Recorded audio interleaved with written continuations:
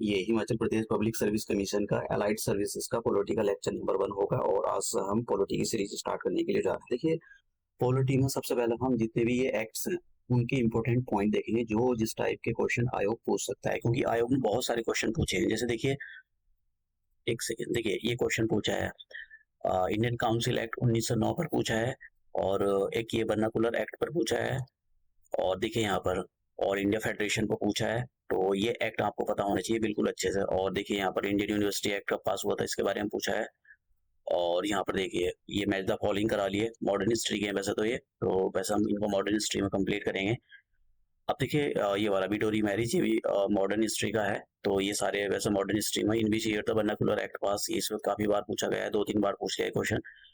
और देखिए ये वाला क्वेश्चन जो आयोग ने पिछले साल 2 क्वेश्चन पूछे, एक तो देखिए ये वाला पूछा था कि किस एक्ट के अंदर जो क्रिश्चियन मिशनरीज थे उनको बैन करके रखा हुआ था, तो किस एक्ट के अंदर उनको परमिशन दी थी, और किस एक्ट के अंदर एक जो 1 लाख रुपी एनुअली हम इंडियन एजुकेशन में खर्च करेंगे, वो किस एक्ट के अंदर बोला गया था। तो ये इस पर बोला क्वेश्चन पूछा गया। अब वो सारे एक्ट देखेंगे हम अच्छे से। और यहाँ पर देखिए एक ये एक्ट पूछा गया है यहाँ पर कि किस एक्ट के अंदर इंडियंस को इंडिया के जो एडमिनिस्ट्रेशन है उसको मतलब उसमें उसको चलाने के लिए उसमें हिस्सेदारी दी गई थी। तो इसके बारे में हम देखेंगे, ठीक है। तो सबसे पहले हम देखते हैं अपना रेगुलेटिंग एक्ट ऑफ 1773। देखो सारे पॉइंट करने की जरूरत नहीं, डिटेल में जाने की जरूरत नहीं, आयोग ऊपर ऊपर से क्वेश्चन पूछता है, लेकिन कौन से पॉइंट इंपॉर्टेंट है ये बहुत जरूरी है। तो देखिए इसके अंदर जो है 2-3 पॉइंट इंपॉर्टेंट है, ज्यादा नहीं हम डिटेल से डिस्कस करेंगे। तो पहला इंपॉर्टेंट पॉइंट है कि इस एक्ट ने जो है ये जो एक्ट था, इस एक्ट ने जो बंगाल का गवर्नर था उसको गवर्नर जनरल बोलना शुरू कर दिया कि भैया जो बंगाल का गवर्नर है वो बंगाल का गवर्नर जनरल होगा। और पहला ऐसा बंदा कौन था? Lord William Hasting. तो lord Baron Hasting, William Hasting, lord Baron Hasting को बंगाल का गवर्नर था वो पहला, और उसको अब बोला जाएगा कि वो गवर्नर जनरल ऑफ बंगाल है। और इसको क्योंकि इसका काम और इसकी जिम्मेदारी बढ़ा दी गई, तो इसके काम को मतलब इसको असिस्ट करने के लिए 4 लोगों की एक काउंसिल दी गई जिसको एग्जीक्यूटिव काउंसिल बोला गया। एक तो ये वाला पॉइंट आपको याद रखना है। दूसरा पॉइंट आपको ये याद रखना है कि इस एक्ट के अंदर एक प्रावधान किया गया कि हम एक सुप्रीम कोर्ट बनाएंगे, ठीक है। जो ये रेगुलेटिंग एक्ट 1773 इसके अंदर एक प्रोविजन था कि हम सुप्रीम कोर्ट बनाएंगे, और 1774 के अंदर वो सुप्रीम कोर्ट बना दिया गया। और इस सुप्रीम कोर्ट के जो फर्स्ट चीफ जस्टिस थे वो कौन थे? Sir Elijah Impey. तो एक इसके बारे में याद रखना कि ये जो थे इनसे क्वेश्चन पूछा जा सकता है। अभी ये वाला पॉइंट बस इतना इंपॉर्टेंट नहीं, फिर भी मैं बता देता हूँ। देखिए इस एक्ट में ये बोला गया क्योंकि कंपनी के जो सर्वेंट थे वो काफी कमा रहे थे और कंपनी लॉस में जा रही थी। तो इसको देखते हुए, और कंपनी जो है ब्रिटेन की सरकार से लोन भी मांग रही थी, भैया हमको लोन दे दो। अब ब्रिटेन कह रहे हैं अभी तुम इतना कमा रहे हो, कंपनी के सर्वेंट इतने अमीर हो रहे हो, तुम इतने गरीब हो, तो कंपनी गरीब हो रही है, मतलब चल क्या रहा है ये।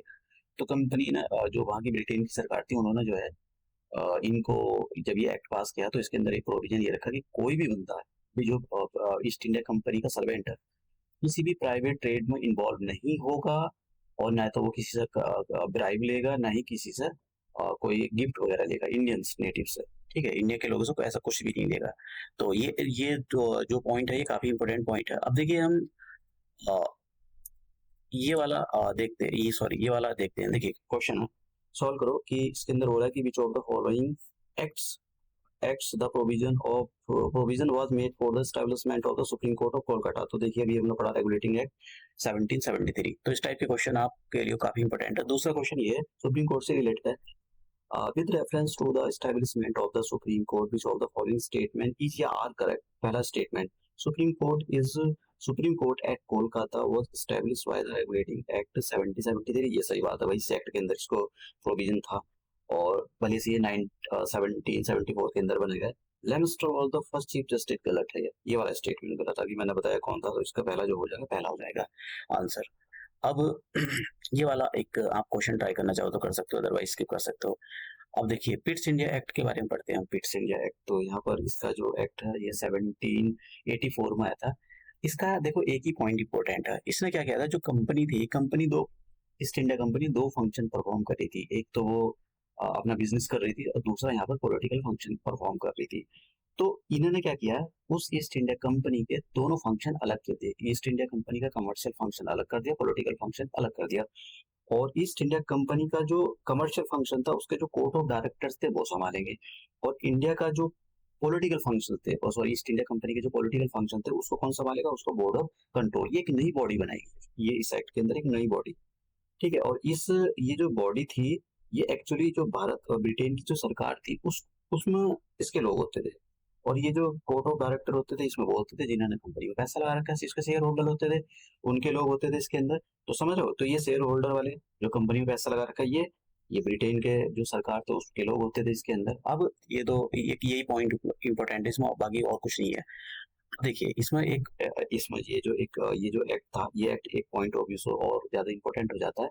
इन्होंने अब ये कहना शुरू कर दिया कि जो जितनी भी ब्रिटिश ईस्ट इंडिया कंपनी की टेरिटरी है ना, वो सब अब ब्रिटिश पोसेशन है। ब्रिटिश पोसेशन का मतलब ये होता है कि वो ब्रिटेन का है, वो ब्रिटेन की सरकार का है, ब्रिटेन के किंग का है, ना कि अब जब ईस्ट इंडिया कंपनी का है। तो आप समझ रहे हो, इन्होंने तो हड़पनामा, उन्होंने इतने दिनों से कब्जा करा इंडिया का, लड़ाई लड़ी ये करा। इन लोगों ने तो हाथों के साथ ही इस एक्ट में यही बोल दिया कि भाई ठीक है, ये तो अब सब सब हमारा है, ठीक है। तो ये पॉइंट इसमें यही एक दो पॉइंट इंपॉर्टेंट है। अब देखिए ये वाला चार्टर एक्ट ऑफ 1793, इसके अंदर एक ही एक्ट, ये अगर आप इसकी भी कर सकते हो, इसके अंदर क्या बोला कि ये जो बोर्ड ऑफ ये जो मैंने अभी बताया बोर्ड ऑफ कंट्रोल जो नई बॉडी बनाई गई थी इस वाले एक्ट के अंदर, ठीक है, इसके जो स्टाफ होगा उसकी सैलरी इंडियन रेवेन्यू से दी जाएगी। जो इंडिया का खजाना ना उससे उसकी सैलरी दी जाएगी। अब देखिए, मतलब इन लोगों ने लूटना काम इनका, और खजाने बस हमारे जाएगा। तो समझ रहे हो ये किस लोग किस टाइप से लूटने में लगे हुए थे, ब्रिटेन की सरकार भी और ब्रिटेन की जो ईस्ट इंडिया कंपनी भी। तो अब ये जो क्वेश्चन है, जैसे मैंने आपको दिखाया, अभी तक तो कोई ऐसा क्वेश्चन नहीं जो आया उन्हें इन दो एक्ट में से पूछा है, लेकिन पूछ भी सकता है, कुछ कह नहीं सकते। तो अब हम नेक्स्ट लेक्चर में जो है दूसरे एक्ट डिस्कस करेंगे जिनसे क्वेश्चन पूछे गए हैं, ठीक है। तो आपको ये जो मैंने पॉइंट बताया ये काफी इंपॉर्टेंट पॉइंट है एग्जाम के पॉइंट ऑफ व्यू से।